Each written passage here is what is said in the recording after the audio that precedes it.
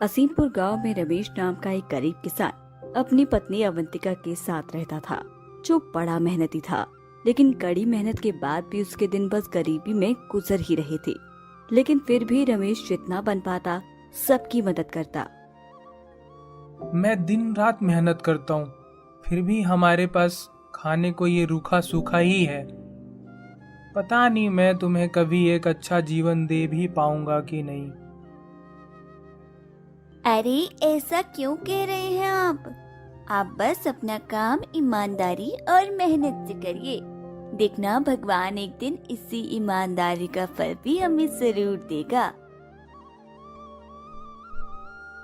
पता नहीं अवंतिका वो दिन भी कभी आएगा। आप निराश न हो, आपने कभी किसी का बुरा नहीं किया, और तो और आपने हर स्थिति में लोगों की मदद की है। ऐसे में भगवान भी आपकी मदद जरूर करेगा। वो कहते हैं ना, अच्छे वक्त को आने में भी वक्त लगता है, बस यही समझ लीजिए। अच्छा ठीक है, मैं खेत पर जमीन जोतने जा रहा हूँ और हाँ, आज दिन भर वहीं रहूंगा। काम ज्यादा है तो घर शाम देर तक ही लौटूंगा। तुम अपना ध्यान रखना और समय पर खाना खा लेना। अच्छा ठीक है, लेकिन आप खाना तो खा लीजिए। नहीं, अगर खाना खाने बैठा तो देर हो जाएगी, मैं वहीं कुछ खा लूंगा। रमेश जानता था कि घर में थोड़ा ही राशन बचा है। ऐसे में अगर वो खाना भी वो खा लेता तो अवंतिका के लिए कुछ न बचता। इसीलिए वो बिना खाए खेत जोतने के लिए निकल जाता है। रमेश खेतों की तरफ जा ही रहा होता है कि तभी उसका छोटा भाई राजू उससे पीछे से आवाज लगाता है। अरे भैया सुनो तो जरा। अरे राजू तू? भैया वो माँ की तबीयत थोड़ी खराब है, तो मैं उन्हें शहर के डॉक्टर के पास ले जा रहा हूँ। क्या हुआ माँ को? कुछ नहीं भैया, बस वही पुरानी बीमारी, पैरों का दर्द। अच्छा सुनिए ना, वो आज अगर आप मेरी जमीन की जुताई कर देंगे तो बड़ी मेहरबानी होगी। आज तो मुझे भी अपने खेतों की जुताई करनी है। राजू बहुत ही चालाक था। ऐसे में किशन को अपनी बातों में फंसाना उसके दाएं हाथ का खेल था। अरे भैया, मेरे खेतों में जुताई होना आज बहुत जरूरी है, और आप तो जानते हैं माँ की आए दिन बीमार ही रहती हैं। ऐसे में उन्हें डॉक्टर के पास ले जाना भी जरूरी है। हाँ, अगर माँ बीमार न होती तो मैं तुमसे नहीं कहता, लेकिन मेरा आपके सिवा है ही कौन। कोई नहीं राजू, तू माँ का ध्यान रख, खेत का काम हो जाएगा। मैं आज पहले तेरे खेतों में ही खुदाई करूंगा, बाद में अपने खेतों पर जाऊंगा। धन्यवाद भैया, आप शाम तक मेरे खेतों की जुताई जरूर कर देना, मैं शाम तक वापस आ जाऊंगा। राजू हमेशा की तरह अपने भाई रमेश को बेवकूफ बनाता और अपने खेतों की जुताई के काम पर लगाकर वहाँ से चला जाता। वही रमेश अपना सारा काम छोड़कर पूरे दिन राजू की जमीन को जोतने में निकाल देता, और देर शाम को जब राजू खेत देखने आता तो सारे खेतों को जुता हुआ देखकर मन ही मन खूब खुश होता। अरे वाह भैया, आपने तो मेरे खेतों की जुताई कर दी, आपका बहुत शुक्रिया। इसमें शुक्रिया कैसा राजू, आखिर तुम मेरे भाई हो। पूरे दिन की मेहनत के बाद रमेश थका हारा अपने घर लौट आता। आ गए आप? आज तो आपने बहुत देर कर दी। चलिए मुंह हाथ धो लीजिए, मैं आपके लिए खाना लगा देती हूँ। अरे नहीं, मुझे भूख नहीं है, ये खाना तुम ही खा लो। रमेश जानता था कि घर में इतना खाना नहीं बचा है। ऐसे में अगर वो खाना खा लेता तो अवंतिका भूखी सो जाती। इसीलिए रमेश बहाना बनाकर अवंतिका को खाना खिलाने लगता है। अवंतिका को खाना खिलाते खिलाते रमेश की आंखों में आंसू आ जाते हैं। अरे आप रो क्यों रहे हैं? मैं कितना बेवश हूँ कि तुम्हारा पेट तक नहीं भर सकता। आप ऐसा क्यों सोच रहे हैं? देखिए भगवान एक दिन सब कुछ ठीक कर देगा। उस रात रमेश अपनी किस्मत को कोसने लगा। रात भर बिस्तर पर करवट बदलता रहा, लेकिन उसे नींद नहीं आई। क्या करूं किस्मत के साथ साथ अब तो नींद ने भी साथ छोड़ दिया है। एक काम करता हूँ, खेत पर ही चला जाता हूँ। वैसे भी आज खेत में कोई काम नहीं हुआ। रमेश लालटेन और कुदाली उठाकर अपने खेतों पर जाने लगा और वहां जाकर जुताई का काम शुरू कर दिया। रमेश को खेतों की जुताई करते करते सुबह हो जाती है कि तभी उसे जमीन के अंदर से सोनी सी चमकती चीज नजर आती है। अरे ये क्या है? लगता है कोई बर्तन है, खोद कर देखता हूँ। रमेश जैसे ही थोड़ी और खुदाई करता है, उसे वहां से 2 सोने की गुल्लक मिलती हैं। सोने की उन गुल्लक को देखकर रमेश की आंखें खुली की खुली रह जाती हैं। अरे यह गुल्लक तो सोने का लग रहा है। इसमें तो सोने का सिक्का भी पड़ा है। लगता है भगवान ने मेरी सुन ली। अवंतिका सच ही कहती थी, अच्छे काम का फल जरूर मिलता है। तभी तो मुझे ये सोने की 2 गुल्लक मिली। रमेश इन गुल्लक को लेकर घर जा ही रहा होता है कि तभी उसे रास्ते में एक बूढ़ी औरत मिलती है। वो बूढ़ी औरत रमेश से अपने बीमार पति के लिए पैसा मांगती है।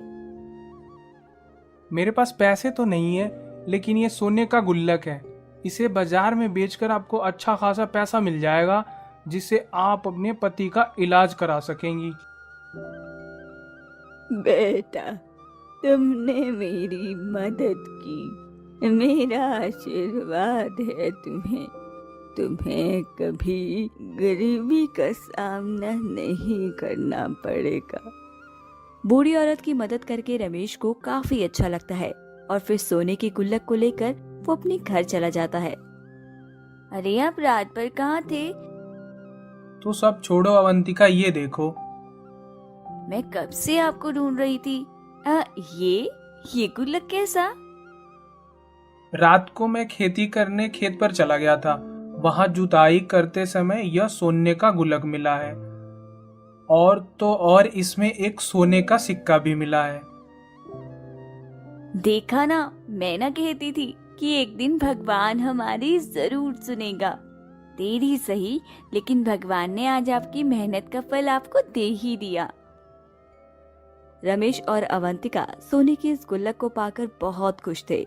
उन्होंने गुल्लक में रखे सोने के सिक्के को बेचकर अपने खाने पीने का सारा सामान खरीदा और रात को भरपेट खाना भी खाया। अगली सुबह जब रमेश उस गुल्लक को देखने लगा तो उसने देखा कि उसमें एक और सोने का सिक्का रखा था। अरे अवंतिका, देखो ना, इसमें तो केवल एक ही सोने का सिक्का था, जिसे बेचकर ही मैं कल घर का राशन लाया हूँ। फिर इसमें एक और सोने का सिक्का कहाँ से कैसे आ गया? कहीं ये कोई जादुई गुल्लक तो नहीं जिसमें रोज सोने का सिक्का आता है? जो भी हो अवंतिका, लेकिन अब मुझे लगता है कि हमारी परेशानी और गरीबी के दिन दूर हो गए हैं। इस तरह हर रोज उस गुल्लक से एक नए सोने का सिक्का रमेश को मिलता, जिसे बेचकर वो अपना गुजर बसर करने लगा। अब उन दोनों की जिंदगी बहुत आराम से कट रही थी। ऐसे में वो हर जरूरतमंद इंसान की मदद भी करता। रमेश के घर इस तरह पैसा आते देख राजू सोच में पड़ जाता है कि आखिरकार इनके पास इतना पैसा कहाँ से आ गया। यही जानने के लिए एक दिन राजू रमेश के घर आता है। अरे भाई, कैसे हो? काफी दिनों से तुमसे मुलाकात नहीं हुई थी, तो मैंने सोचा कि तुम्हारे घर ही आ जाता हूँ। वैसे अपने मकान की मरम्मत तो तुमने बहुत अच्छे से करवाई है और घर में खूब सारा सामान भी दिख रहा है। कोई लॉटरी वॉटरी लगी है क्या? हाँ, कुछ ऐसा ही समझ लो। भगवान ने हमारी मदद कुछ ऐसे ही की है। अच्छा, वह कैसे? जरा मुझे भी तो बताओ। मैं एक रात अपने खेतों की जुताई कर रहा था। वहां मुझे एक जादुई सोने का गुल्लक मिला, जिसमें रोजाना मुझे एक सिक्का मिलता है। जादुई गुल्लक के बारे में सुन राजू के होश उड़ जाते हैं, जिसके बाद उसके मन में उस गुल्लक को पाने का लालच आ जाता है। मौका देखकर वो एक दिन रमेश के घर में उस गुल्लक को चोरी करने पहुंचता है। रमेश का वो जादुई गुल्लक मंदिर के पास ही रखा था। अरे, यही वो जादुई गुल्लक है जो हर रोज एक सोने का सिक्का उगलता है। पर ये इसकी जगह नहीं है, इसे तो मेरे पास होना चाहिए। लेकिन कोई नहीं, अब इसे मैं अपने घर ले जाऊंगा और हर रोज इसमें से एक सोने का सिक्का मिलेगा। राजू ने जैसे ही उस गुल्लक को उठाने के लिए हाथ लगाया तो वो गुल्लक मिट्टी का हो गया। राजू समझ ही नहीं पाता कि उसके साथ हुआ क्या।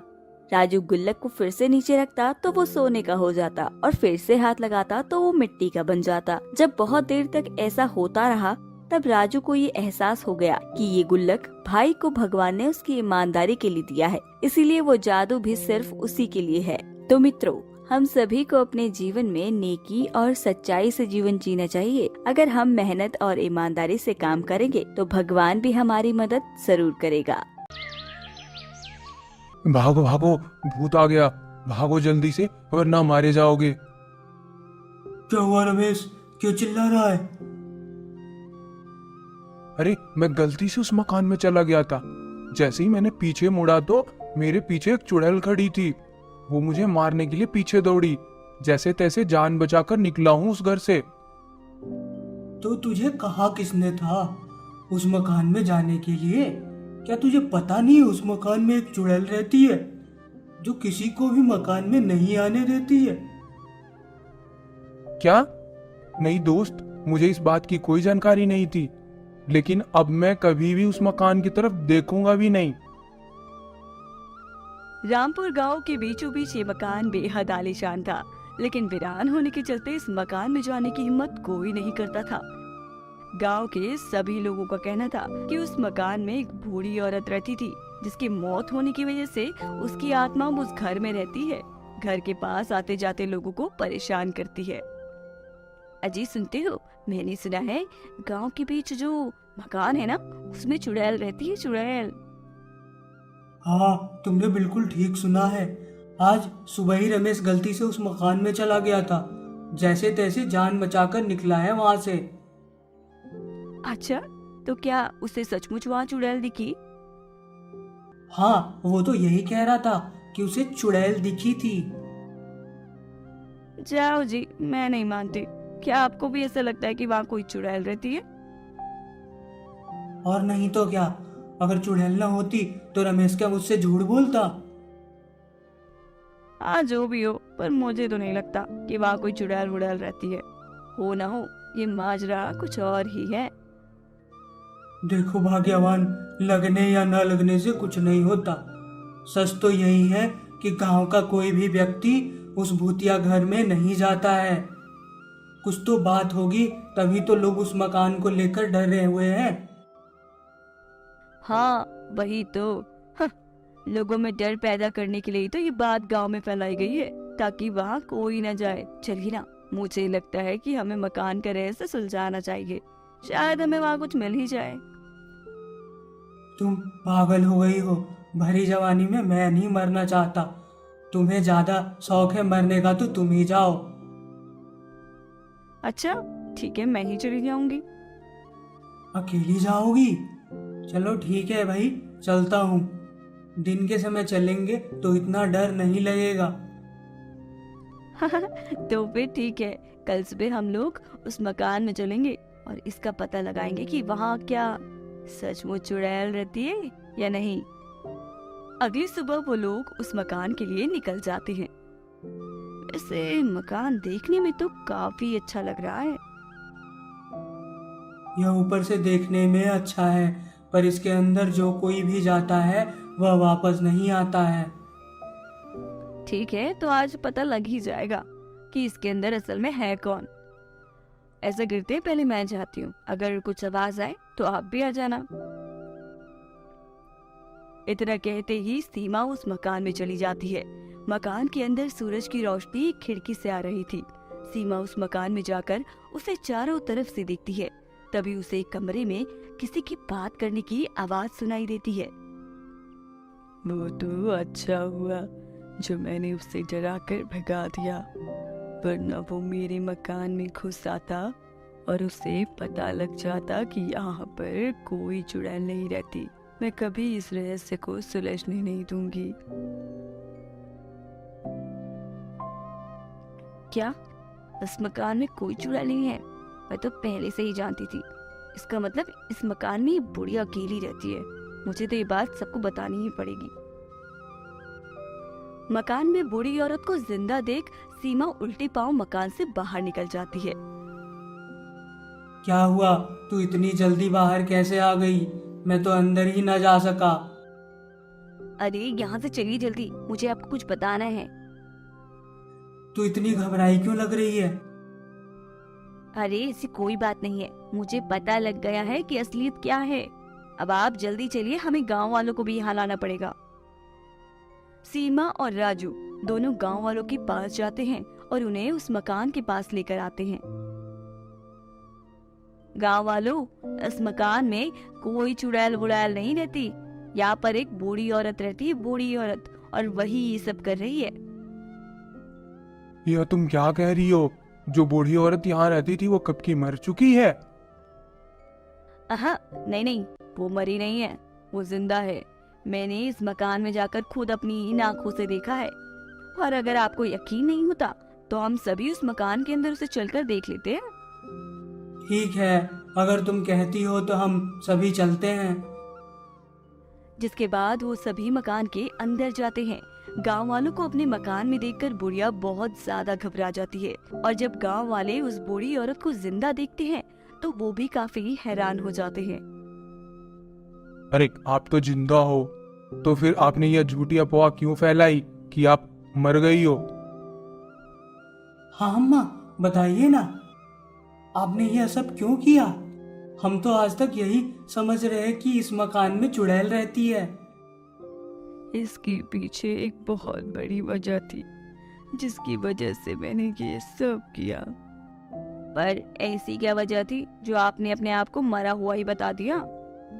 तुम्हें तो पता ही है, मेरे बेटे का एक्सीडेंट हो गया था और मेरे पति भी चल बसे। उन लोगों के जाने के बाद मेरे पूर्वजों का काफी धन मेरे पास बचा हुआ है। मैं ये नहीं चाहती थी कि किसी की भी नजर मेरे मकान और इस धन पर पड़े। बस इसीलिए मैंने ये सब किया। अरे अम्मा, ये बात तो एक न एक दिन सामने आनी ही थी कि इस घर में कोई चुड़ैल वुड़ैल नहीं रहती। मुझे पता था, इसीलिए मैंने यहाँ एक आदमी को बंद करके रखा था, जिससे तुम लोगों में ये डर बना रहे कि इस मकान में वाकई किसी न किसी चुड़ैल का साया है। बूढ़ी औरत ने उस आदमी को कमरे से निकाला जो 5 साल पहले गांव से गायब हो गया था। उसे देखकर उसका परिवार काफी खुश हुआ। मैंने आज तक जो कुछ भी किया अपने मकान को बचाने के लिए किया। मैं कभी किसी का बुरा नहीं चाहती थी, पर आज असलियत सामने आने के बाद मेरी तो जीने की इच्छा ही खत्म हो गई है। अरे आप ऐसा क्यों कह रही हैं? अगर असलियत सामने आ गई है तो क्या हुआ, आप आराम से अपने घर में रहिए, आखिर आपका मकान है। और रही बात बुरी नजर की, तो कोई भी आपके मकान पर बुरी नजर नहीं डालेगा। मुझे पता है, मेरे मर जाने के बाद इस मकान पर कोई ना कोई अपना कब्जा जरूर कर लेगा। अरे माँ, ऐसा कुछ नहीं होगा। आप चाहती है ना ये मकान सुरक्षित बना रहे, तो आप इसे गांव के अनाथालय के नाम कर दीजिए। ये मकान हमेशा सुरक्षित बना रहेगा। आपके ना रहने के बाद भी इस पर कोई कुछ नहीं कर सकेगा। सीमा की बात सुनकर बुढ़िया बहुत खुश हो जाती है और वैसा ही करती है। अब पूरा गांव राहत में था, क्योंकि उनके गांव में किसी भी चुड़ैल का साया नहीं था। वैसे मानना पड़ेगा, अम्मा काफी तेज थी। उन्होंने इतने सालों तक इस रहस्य को खुलने नहीं दिया। हाँ, उससे भी तेज तुम, जो तुमने इस रहस्य से पर्दा उठा दिया। इतना कहकर वो दोनों मुस्कुरा उठते हैं। रामगढ़ नामक गांव में एक बेहद ही सुंदर बगीचा था। वो बगीचा देखने में जितना सुंदर था उतना ही खतरनाक भी। गांव वालों का मानना था कि इस सुंदर बगीचे में एक खतरनाक सुरंग है जो बहुत डरावनी है। दिन हो या रात, जब कोई भी उस बगीचे में जाता तो उस सुरंग से अजीबोगरीब आवाज सुनाई देती। उसी गाँव में एक मीना नाम की लड़की रहती थी जो फूलों की बहुत शौकीन थी। चलो ना यार, उस बगीचे में घूम कर आते हैं। सुना है उस बगीचे में बहुत सुंदर फूल हैं। दिमाग ठीक है तुम्हारा? क्या तुम्हें नहीं पता उस बगीचे में जाना खतरे से खाली नहीं है। जिन्न रहता है उस बाग में, जिन्न। कहीं पकड़ वकड़ लिया ना तो हो गया काम। अरे यार, कैसी पागलों जैसी बातें कर रही हो। जिन्न जैसा कुछ नहीं होता है, और तुम्हें नहीं आना तो ना सही, मैं अकेले ही उस बगीचे में सुंदर फूल तोड़ने जाऊंगी। इतना कहकर मीना उस बगीचे की ओर चली जाती है और अगली सुबह उस बगीचे से मीना की लाश मिलती है। हे भगवान, ये क्या हो गया मेरी बच्ची मीना को? क्या बिगाड़ा था, क्या बिगाड़ा था इसने किसी का, जो उसकी ये हालत कर दी? काकी, कल ही मीना मुझे उस बगीचे में चलने को कह रही थी। हो ना हो काकी, ये उस जिन्न का ही काम है। मीना की मौत के बाद गांव में बस उस जिन्न के ही किस्से सुनने को मिलते। पहले जो लोग कभी दिन में भी बगीचे की तरफ जाते, अब उन लोगों ने भी डर के मारे वहां जाना बंद कर दिया था। कुछ दिन यूं ही निकल गए। एक दिन गांव का मुखिया का बेटा अमन अपने दोस्त राकेश के साथ शहर से डॉक्टरी की पढ़ाई करके लौटा। अरे अमन, तुम्हारे गांव में कोई घूमने वाली जगह नहीं है क्या? देखो ना, 2 दिन हो गए हैं और हमने अभी तक तुम्हारा गांव ठीक से देखा नहीं। अच्छा तो चलो, मैं तुम्हें अपना गांव घुमा लाता हूँ। मेरा गांव इतना सुंदर है कि तुम अपना शहर भूल जाओगे। अमन राकेश को अपना पूरा गांव घुमाता है और उस बगीचे की तरफ भी ले जाता है जहां वो जिन्न रहता था। देखो राकेश, ये हमारे गांव की सबसे सुंदर जगह है, लेकिन यहाँ आने से लोगों को काफी डर लगता है। अच्छा, ऐसा क्या है इस जगह में? बचपन से इस बाग के किस्से सुनता आ रहा हूँ कि इस बाग में एक सुरंग है जहाँ जिन रहता है। क्या बात कर रहे हो? आज के समय में भी लोग ऐसी बातों पर विश्वास करते हैं। हाँ, क्यों नहीं, तभी तो लोग यहाँ आने से भी डरते हैं। चलो फिर, मुझे भी देखना है उस जिन को। राकेश के कहने पर अमन उसे बगीचे में मौजूद सुरंग की ओर लेकर जाता है। सुरंग के बाहर पहुंचते ही उन्हें वहां किसी आदमी की आवाज सुनाई देती है। कोई है यहाँ पर, मुझे निकालो यहाँ से। अमन, ये आवाज सुनी तुमने? मुझे लगता है कोई यहाँ बड़ी मुसीबत में है। चलो उसकी मदद करते हैं। राकेश, मुझे नहीं लगता कि तुम्हें अंदर जाना चाहिए, वहाँ कोई खतरा हो सकता है। क्या अमन, तुम एक डॉक्टर होकर भी अंधविश्वास में जी रहे हो? अगर तुम्हें मेरे साथ चलना है तो चलो, क्योंकि मैं जा रहा हूँ। इतना कहकर राकेश उस अंधेरी सुरंग में जाने लगता है। पीछे से अमन भी उसके साथ देने के लिए उस सुरंग में आ जाता है। कौन है यहाँ पर? कौन चिल्ला रहा है? मैं एक जिन्न हूँ। जिन? हाँ, जिन्न। मैं कई सालों से यहाँ कैद हूँ। आज तक किसी की हिम्मत नहीं हुई इस गुफा में आने की, और जो कोई भी यहाँ आता उसे वो बूढ़ी औरत जिंदा नहीं छोड़ती। बूढ़ी औरत? कौन बूढ़ी औरत? वही बूढ़ी औरत जिसने मुझे यहाँ कैद किया है। वो यहाँ आने वाले लोगों को जान से मार देती है, और लोगों में ये बात फैल जाती है कि जिन्न ने उन्हें मारा है। वो सब तो ठीक, लेकिन आप हमें दिखाई क्यों नहीं दे रहे? और वो बूढ़ी औरत, वो कहाँ है? वो बूढ़ी औरत सालों से सुरंग के पीछे बनी कुटिया में रहती है, और अभी भी वो वही होगी। और मैं तुम्हें तभी दिखाई दूंगा जब तुम उस जादुई चाबी से ये ताला खोल पाओगे। वो जादुई चाबी वो बूढ़ी औरत हमेशा अपनी साड़ी के पल्ले में बांध कर रखती है। अगर तुम उस चाबी को लाने में सफल हो जाते हो तो हो सकता है कि मैं यहाँ से आज़ाद हो जाऊं। हाँ, मैं लाऊंगा वो चाबी। हाँ, हम तुम्हें यहाँ से आज़ाद कराएंगे। ये इतना आसान नहीं होगा। इस काम को तुम तभी कर सकते हो जब वो बूढ़ी औरत सो रही होगी।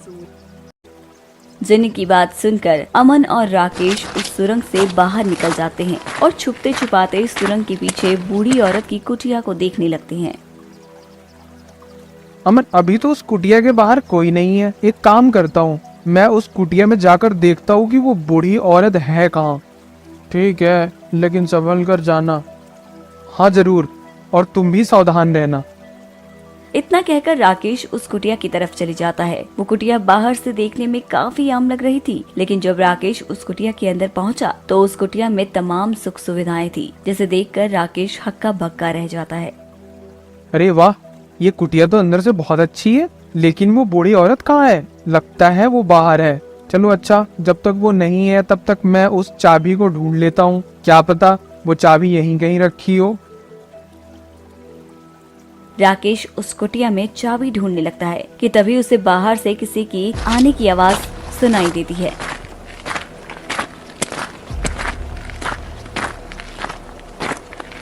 वही बूढ़ी औरत को कुटिया की तरफ आता देख अमन भी सतर्क हो जाता है। बूढ़ी औरत अपने दरवाजे पर पहुंचकर उस दरवाजे को गौर से देखने लगती है। ये दरवाजा, क्या मैं इसे खुला छोड़कर ही बाग में फल लेने चली गई थी? हाय, जितना बुढ़ापा आ रहा है मेरी तो याददाश्त कमजोर होती जा रही है। वो तो अच्छा है जो मैंने इस चाबी को अपने पास रखा है, ये भूल गई तो मुसीबत ही हो जाएगी। राकेश बूढ़ी औरत की सारी बातें दरवाजे के पीछे छुपकर सुन रहा होता है। वहीं बूढ़ी औरत भी बाग से फल लाकर काफी थक जाती है और सोने के लिए चली जाती है। ये अच्छा हुआ जो ये सो गई, यही मौका है इससे चाबी लेने का। राकेश जल्दी से जाकर बूढ़ी औरत के पल्लू से वो चाबी निकाल लेता है और उस झोपड़ी से फौरन बाहर आ जाता है कि तभी वहाँ अमन भी झोपड़ी के बाहर राकेश को देखने के लिए आ जाता है। तुम ठीक तो हो ना? उस बूढ़ी औरत ने तुम्हें कुछ किया तो नहीं? अरे मैं बिल्कुल ठीक हूँ, और चलो यहाँ से, अगर वो बूढ़ी औरत उठ गई तो मुसीबत हो जाएगी। अमन और राकेश की फुसफुसाहट से बूढ़ी औरत की नींद खुल जाती है। वो उठती है और सबसे पहले अपनी साड़ी के पल्लू में चाबी ढूंढने लगती है। चाबी? चाबी कहाँ गई मेरी? कौन है? कौन है बाहर? किसने चाबी निकाली है मेरी? अमन, लगता है वो उठ गई है, भागो यहाँ से। अमन और राकेश उस सुरंग की ओर भागने लगते हैं। वही उनका पीछा करते हुए बूढ़ी औरत भी उस सुरंग की तरफ आ जाती है। राकेश, मुझे लगता है तुम्हें अंदर जाकर उस जिन को आजाद कराना चाहिए। मैं यहाँ पर उस बूढ़ी औरत को रोकने की कोशिश करता हूँ। ठीक है, लेकिन तुम अपना ख्याल रखना। इतना कहते ही राकेश उस सुरंग के अंदर चला जाता है और वो बूढ़ी औरत भी सुरंग के बाहर पहुंच जाती है। कौन हो तुम और यहाँ क्या कर रहे हो? और मेरी चाबी वो कहाँ है? जल्दी निकालो मेरी चाबी। तुम कौन हो और यहाँ उस जिन को कैद क्यों कर रखा है तुमने? अच्छा, तो उस जिन ने तुम्हें सब बता दिया है। ये नहीं बताया उस जिन ने तुम्हें कि यहाँ आने वाले को मैं मौत की सजा देती हूँ। इतना कहकर बूढ़ी औरत चाकू से अमन पर हमला कर देती है। तुझे क्या लगा था तू यहाँ से उस जिन्न को आजाद कर देगा? चल, अब जल्दी से मेरी चाबी निकाल, वरना तुझे आज मैं यमलोक पहुँचा दूंगी। यमलोक। वो चाबी तो तुझे अब किसी हाल में नहीं मिल सकती। अमन की बात सुनकर बूढ़ी औरत को और ज्यादा गुस्सा आ जाता है और वो अमन के सीने पर चाकू से वार करने वाली ही होती है कि तभी राकेश उस जिन्न को लेकर बाहर आ जाता है। अब तेरा खेल खत्म हुआ। तूने मेरे नाम पर ना जाने कितने लोगों को मौत के घाट उतारा है, लेकिन अब मैं तुझे ऐसा नहीं करने दूंगा। अब देख तू, देख मैं तुझे क्या सजा देता हूँ। नहीं, आप इसे मत मारिए, इसकी सजा तो गांव वाले देंगे। जिन लोगों से इसने उनकी भाई बेटी छीनी है, ये उनकी गुनहगार है। जिन अमन की बात मान लेता है और राकेश और अमन का शुक्रिया अदा कर वहां से हमेशा के लिए चला जाता है। इसके बाद अमन और राकेश भी उस बूढ़ी औरत को गांव में लाते हैं। गांव वालों को सारा किस्सा बताते हैं। इसके बाद गांव के मुखिया बूढ़ी औरत को पुलिस के हवाले कर देते हैं।